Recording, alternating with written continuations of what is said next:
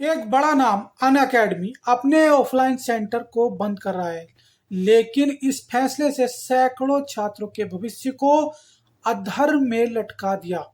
दिल्ली के करोल बाग में स्थित अनअकैडमी सेंटर पर छात्रों ने जमकर हंगामा किया। आरोप है कि कोचिंग बंद होने के बाद भी उनकी फीस वापस नहीं की जा रही और जब उन्होंने अपना हक मांगा तो उन्हें धमकाया गया और रात में सेंटर के अंदर बंद तक कर दिया। मामला क्या है, आइए विस्तार से समझते हैं। बताते हैं, ये छात्र अनअकैडमी में ऑफलाइन सेंटर में यूपीएससी की तैयारी करने के लिए आए थे। किसी ने 1 साल तो किसी ने 2 साल के कोर्स के लिए लाखों रुपए की फीस जमा भी कर दी। अब अनअकैडमी ने अचानक अपने सभी ऑफलाइन सेंटर बंद करने का फैसला लिया है। छात्रों का कहना है कि उनका कोर्स आधा भी पूरा नहीं हुआ और कंपनी उनकी फीस लौटाने से इनकार कर रही है। जब छात्रों ने रिफंड की मांग की तो उन्हें अजीबोगरीब जवाब मिले।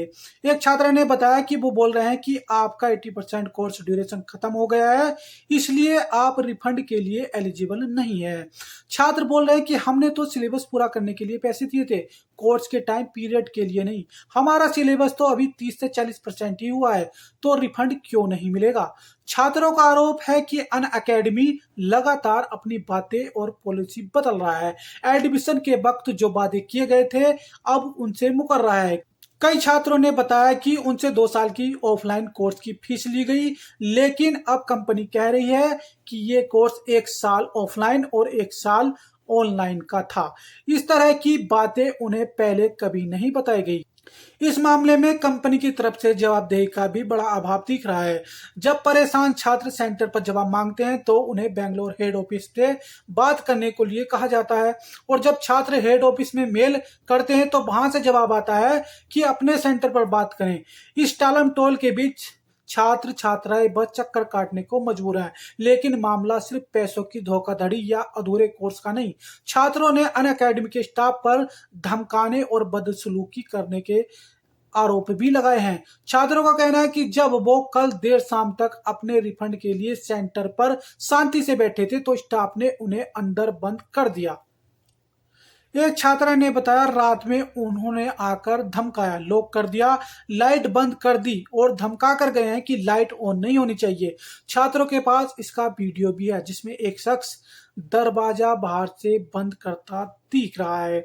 छात्रों का यह भी आरोप है कि उन्हें खुलेआम धमकाया गया।